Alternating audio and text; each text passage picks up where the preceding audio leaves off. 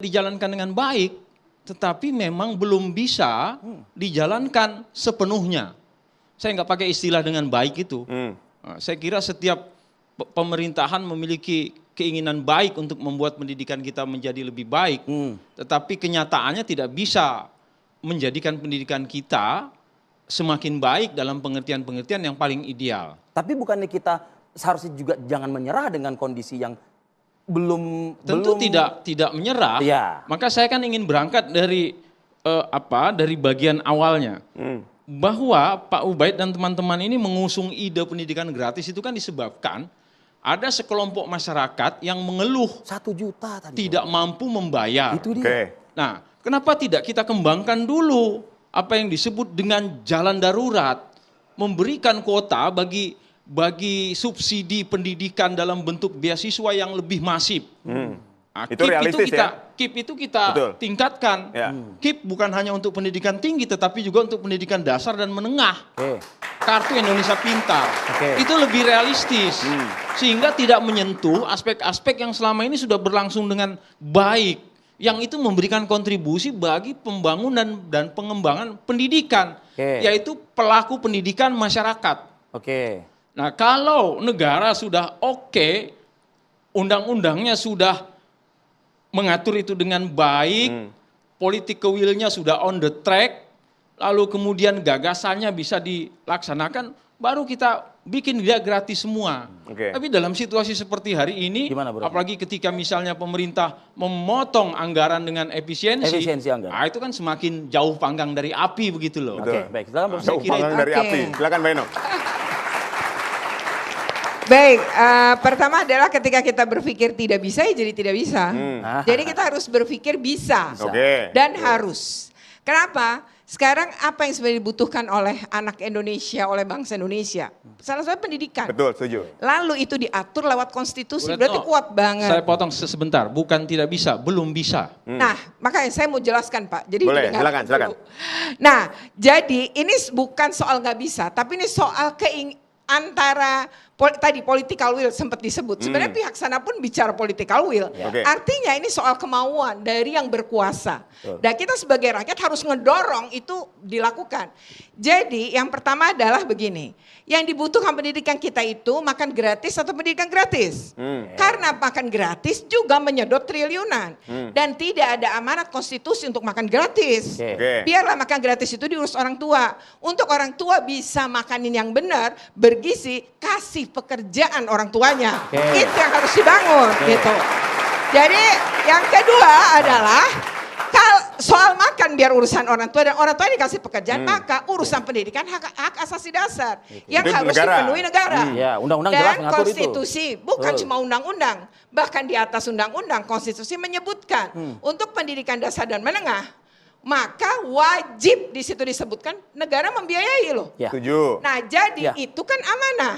Negeri ini dibangun kemudian ada konstitusi itu adalah sebuah kesepakatan bersama. Nah negara sekarang yang sedang berkuasa ya harus punya political will dan niat baik untuk mengerjakan itu dong. Nah jadi kalau MK memutuskan itu sudah sangat sesuai gitu. Nah sekarang tentu ada pihak-pihak yang kemudian takut dan seolah-olah merasa dirugikan. Padahal ya terutama tadi ya orang-orang yang mungkin selama ini juga menikmati gitu. Tentu tadi ya sekolah tuh bisa langit dan bumi gitu ya, perbedaannya. Nah lalu itu pokoknya kayak naik pesawat aja gitu. Kalau kita punya uang ya beli yang bisnis. Kalau yang itu adalah ekonomi. Padahal pendidikan bukan seperti barang gitu. Jadi pendidikan itu hak dasar, hak yang harus dipenuhi negara. Setuju.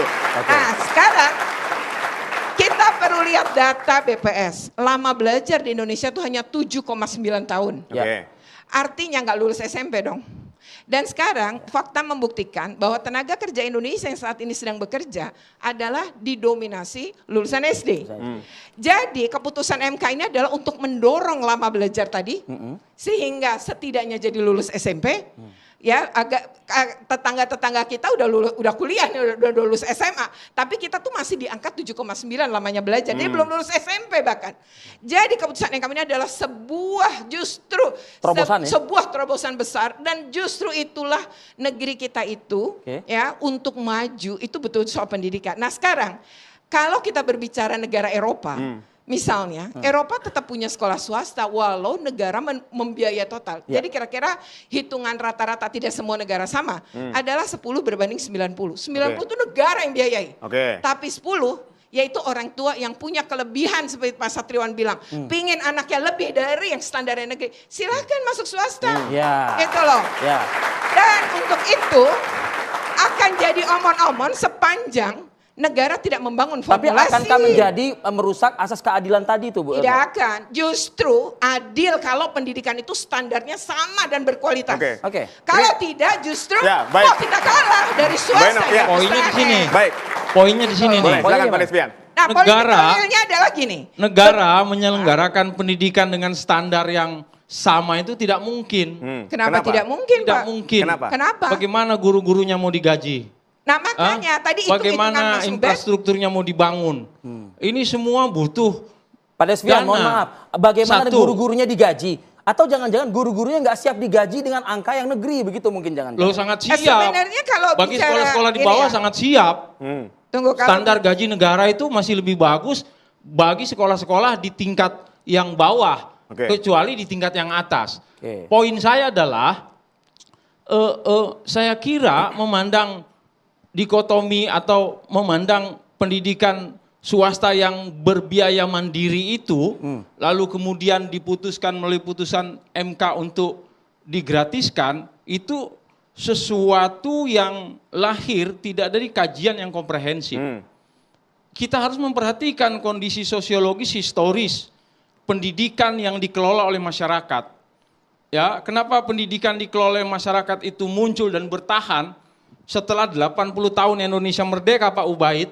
Itu disebabkan karena memang negara belum bisa mengurus pendidikan itu secara mandiri sepenuhnya. Teman-teman ini menggugat, mengajak, persoalannya kan di situ. Begitu ya, ya justru yang tadi Bapak sebutkan itu sudah bertahun-tahun bahkan 80 tahun merdeka belum. Ya sekarang saatnya, mari kita sekarang pun belum gitu bisa. Pak, Ibu kan berdiri di atas hayalan kalau kayak begitu. Bapak, hayalan teorinya mudah memang. Oke, kita gantian ya, membandingkan Indonesia dengan negara Eropa. Oh tidak, saya tidak membandingkan. Penduduknya paling 30 juta, saya tidak wilayahnya paling membandingkan. ratusan ribu kilometer. Beda sama kita. Ini negara 6 juta kilometer persegi, penduduknya 287 juta. Oke, gantian ya Pak. Nggak mungkin, negaranya negara saya mau jawab kepulauan. Sebentar. Baik, boleh, silakan. Saya mau jawab. Ya, silakan. Sebentar, Mas. Satu, tidak ada yang membandingkan. Saya kembali kepada value, nilai-nilai dasar kemanusiaan bahwa hak asasi pendidikan adalah hak mutlak yang harus dipenuhi negara di seluruh dunia begitu kok. Itu satu. Yang kedua adalah sekarang setelah keputusan MK, negara harus punya political will. Duduk dong, duduk bersama menteri terkait, mari bikin formulasi. Gimana hitungannya? Tadi yang disebutin, harus turun dong jadi undang-undang dan lain-lain. Bikin pedomannya. Mana kategori sekolah swasta yang begini, mana? Jadi bikin kalau mau dibuat, prioritas. iya dong.